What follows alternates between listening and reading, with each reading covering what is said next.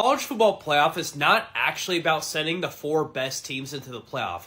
It's actually about sending the 4 teams that the committee thinks make the most sense to send to the playoff. To illustrate my point, let's just take a look at the 2 rankings the committee gave us right before the playoff selection show. This was the college football playoff picture after week 13. So all these 5 teams right here are 11-0 heading into rivalry week. Now at this point of the season, 99% of college football fans could have told you what the 3 best teams in America are.